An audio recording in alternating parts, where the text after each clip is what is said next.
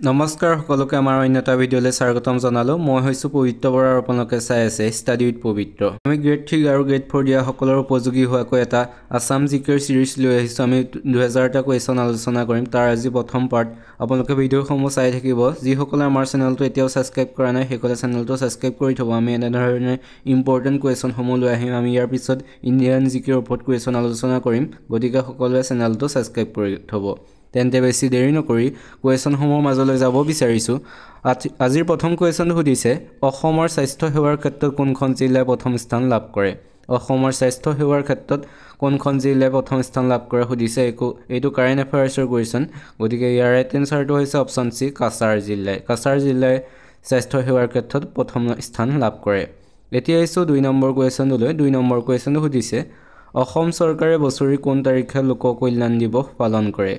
অসম চৰকাৰে বছৰি কোন তাৰিখে লোক কল্যাণ দিৱস পালন কৰে সুধিছে। ইয়াৰ ৰাইট এনচাৰটো হৈছে অপশ্যন এ, 5 আগষ্ট। 5 আগষ্ট তাৰিখে অসম চৰকাৰে লোক কল্যাণ দিৱস পালন কৰে।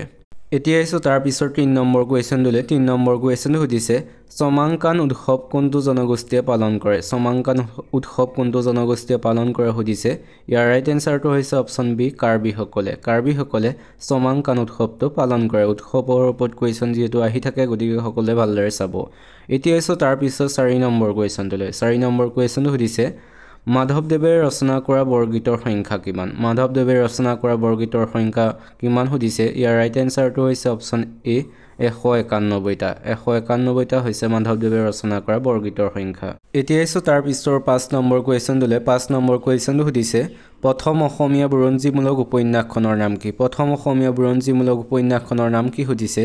ইয়াৰ ৰাইট এনচাৰটো হৈছে অপশ্যন ডি, ভানুমতী। ভানুমতী হৈছে প্ৰথম অসমীয়া বুৰঞ্জীমূলক উপন্যাস। এতিয়া আহিছোঁ তাৰ পিছৰ 6 নম্বৰ কুৱেশ্যনটোলৈ। 6 নম্বৰ কুৱেশ্যনটো সুধিছে, উচ্চতম ন্যায়ালয়ৰ মুখ্য ন্যায়াধীশ হোৱা প্ৰথম অসমীয়াজনৰ নাম কি? উচ্চতম ন্যায়ালয়ৰ ন্যায়াধীশ হোৱা প্ৰথম অসমীয়া ব্যক্তিজনৰ নাম কি সুধিছে। ইয়াৰ ৰাইট এনচাৰটো হৈছে অপশ্যন এ, পাৰ্বতী কুমাৰ গোস্বামী। পাৰ্বতী কুমাৰ গোস্বামী হৈছে উচ্চতম ন্যায়ালয়ৰ মুখ্য ন্যায়াধীশ হোৱা প্ৰথম অসমীয়া। এতিয়া আহিছোঁ তাৰ পিছৰ 7 নম্বৰ কুৱেশ্যনটোলৈ। 7 নম্বৰ কুৱেশ্যনটো সুধিছে, প্ৰথম অসমীয়া চলচ্চিত্ৰ নিৰ্মাতাজনৰ নাম কি? প্ৰথম অসমীয়া চলচ্চিত্ৰ নিৰ্মাণ কৰাজনৰ নাম কি সুধিছে। ইয়াৰ ৰাইট এনচাৰটো হৈছে অপশ্যন চি, জ্যোতিপ্ৰসাদ আগৰৱালা। জ্যোতিপ্ৰসাদ আগৰৱালাদেৱ হৈছে প্ৰথম অসমীয়া চলচ্চিত্ৰ নিৰ্মাতা। এতিয়া আহিছোঁ তাৰ পিছৰ 8 নম্বৰ কুৱেশ্যনটোলৈ। 8 নম্বৰ কুৱেশ্যনটো সুধিছে, কোনজন ৰজাৰ মৃত্যুৰ লগে লগে বৰ্মন বংশৰ ৰাজত্ব অন্ত পৰিছিল? কোনজন ৰজাৰ মৃত্যুৰ লগে লগে বৰ্মন ৰাজবংশৰ অন্ত পৰিছিল সুধিছে। ইয়াৰ ৰাইট এনচাৰটো হৈছে অপশ্যন বি, ভাস্কৰ বৰ্মন। ভাস্কৰ বৰ্মনৰ মৃত্যুৰ লগে লগে বৰ্মন বংশৰ ৰাজত্ব অন্ত পৰিছিল। এতিয়া আহিছোঁ তাৰ পিছৰ 9 নম্বৰ কুৱেশ্যনটোলৈ। 9 নম্বৰ কুৱেশ্যনটো সুধিছে, পাল বংশৰ প্ৰথমগৰাকী ৰজা কোন আছিল? পাল বংশৰ প্ৰথমগৰাকী ৰজা কোন আছিল সুধিছে। ইয়াৰ ৰাইট এনচাৰটো হৈছে অপশ্যন বি, ব্ৰহ্মপাল। ব্ৰহ্মপাল হৈছে পাল ৰাজবংশৰ প্ৰথমগৰাকী ৰজা। এতিয়া আহিছোঁ তাৰ পিছৰ 10 নম্বৰ কুৱেশ্যনটোলৈ। 10 নম্বৰ কুৱেশ্যন সুধিছে, আহোমৰ প্ৰথম ৰাজধানী ক'ত আছিল? আহোমৰ প্ৰথম ৰাজধানী ক'ত আছিল সুধিছে। ইয়াৰ ৰাইট এনচাৰটো কি হয় সকলোৱে কমেণ্ট কৰিব। 10 নম্বৰটোৰ ৰাইট এনচাৰ কি হয় সকলোৱে কমেণ্ট কৰি জনাব। এইটো যিহেতু এটা সাধাৰণ কুৱেশ্যন, ইয়াৰ এনচাৰটো সকলোৱে জানিবই চাগে, গতিকে সকলোৱে কমেণ্ট কৰি জনাব আহোমৰ প্ৰথম ৰাজধানী ক'ত আছিল।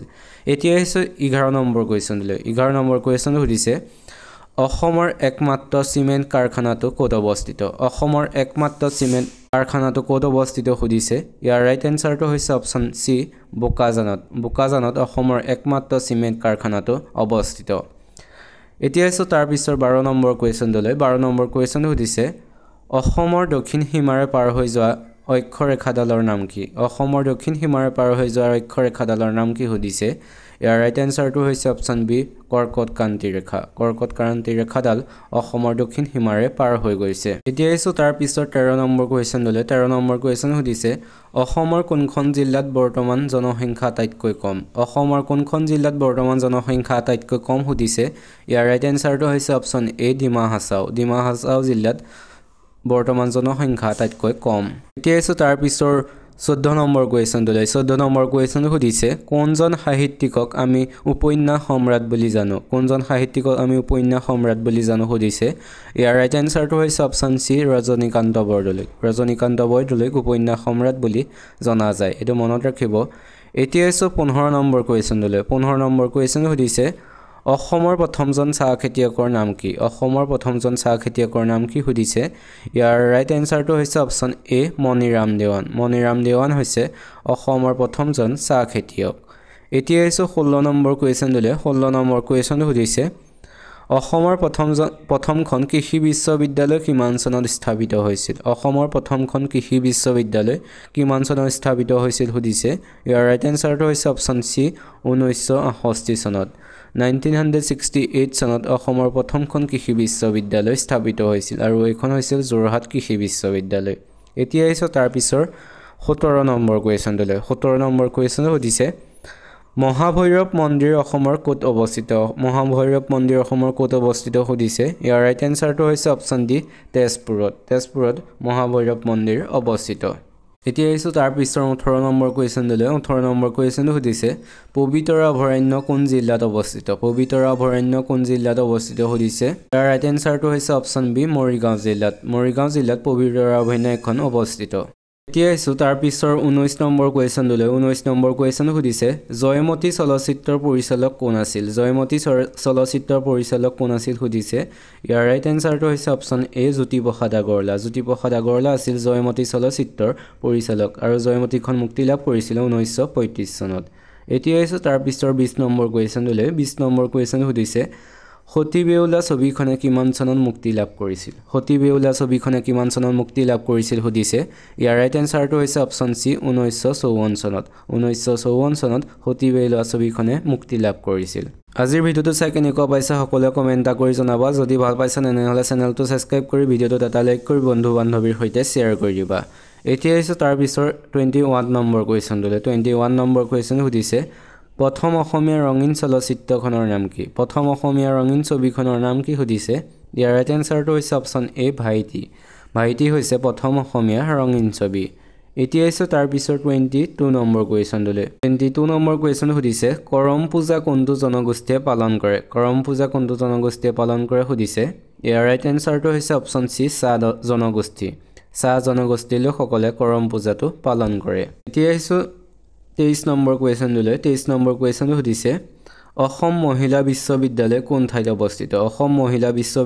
ঠাইত অৱস্থিত সুধিছে ইয়াৰ ৰাইট এনসাৰটো হৈছে অপচন বি যোৰহাট জিলাত অসম মহিলা বিশ্ববিদ্যালয়খন অৱস্থিত এতিয়া হৈছে 24 নম্বৰ কোৱেশ্চনলৈ 24 নম্বৰ কোৱেশ্চন সুধিছে দাদা চাহেব ফাল্কে বঁটা পোৱা প্ৰথম অসমীয়া গৰাকী কোন দাদা চাহেব ফাল্কে বঁটা লাভ কৰা প্ৰথম গৰাকী অসমীয়া কোন সুধিছে ইয়াৰ ৰাইট এনসাৰটো হৈছে অপচন এ ভূপেন হাজৰিকা হৈছে দাদা চাহেব ফাল্কে বঁটা লাভ কৰা প্ৰথমজন অসমীয়া এতিয়া তাৰ পিছৰ 25 নম্বৰ কোৱেশ্চনলৈ 25 নম্বৰ কোৱেশ্চন সুধিছে অসমৰ কোন ঠাইত পোৱামক্কা আৰু হয়গ্ৰীৱ মাধৱ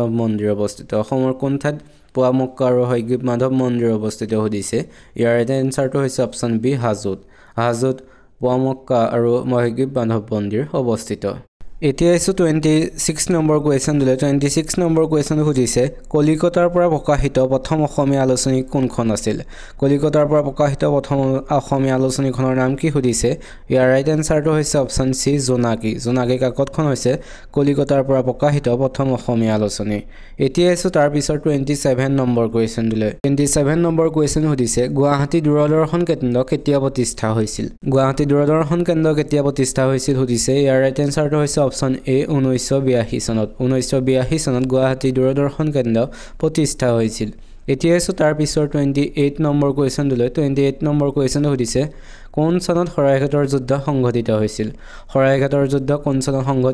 সুধিছে ইয়াৰ ৰাইট এনসাৰটো হৈছে অপচন বি 1671 চনত শৰাইঘাটৰ যুদ্ধ সংঘটিত হৈছিল এতিয়া আছে তাৰ পিছৰ 29 নম্বৰ কোৱেশ্চনলৈ 29 নম্বৰ কোৱেশ্চন সুধিছে নৰকাসুৰে কোনটো বংশ প্ৰতিষ্ঠা কৰিছিল সুধিছে ইয়াৰ ৰাইট এনসাৰটো হৈছে অপচন ডি ভৌম বংশ নৰকাসুৰে ভৌম ৰাজবংশৰ প্ৰতিষ্ঠা কৰিছিল এতিয়া আছে তাৰ পিছৰ 30 নম্বৰ কোৱেশ্চনলৈ 30 নম্বৰ কোৱেশ্চন সুধিছে কুমাৰ ৰজা উপাধি কাক প্ৰদান কৰা হৈছিল? কুমাৰ ৰজা উপাধি কাক দিয়া হৈছিল সুধিছে। ইয়াৰ ৰাইট এনচাৰটো হৈছে অপশ্যন বি ভাস্কৰ বৰ্মনক। ভাস্কৰ বৰ্মনক কুমাৰ ৰজা হিচাপে জনা গৈছিল। এইকেইটাই আছিল আজিৰ কুৱেশ্যন। কেনেকুৱা পালে সকলোৱে কমেণ্ট এটা কৰি জনাব। যদি ভাল পালে তেনেহ'লে চেনেলটো ছাবস্ক্ৰাইব কৰি বন্ধু বান্ধৱীৰ সৈতে শ্বেয়াৰ কৰি দিব। আমি প্ৰত্যেক দিনাই এনেদৰে কুৱেশ্যন আলোচনা কৰিম। আমি 2000টা কুৱেশ্যনৰ এটা ছিৰিজ লৈ আহিছোঁ। গতিকে আজি প্ৰথম পাৰ্ট। গতিকে সকলোৱে চেনেলটো ছাবস্ক্ৰাইব কৰি থ'ব ভিডিঅ'সমূহ পাই থাকিবৰ কাৰণে। আৰু কমেণ্ট এটা কৰি জনাবচোন কোনে কোনে মোৰ ভিডিঅ' সদায় চাই। কেইজন মানে সদায় চাই বা তেখেতসকলে সদায় কমেণ্ট পাই থাকোঁ। সকলোৱে কমেণ্ট নকৰে। গতিকে সকলোৱে কমেণ্ট কৰি জনাব কোনে কোনে মোৰ ভিডিঅ' প্ৰতিটো ভিডিঅ' চাইছে। আজিলৈ তেন্তে ভিডিঅ'টি ইমানেই। ধন্যবাদ।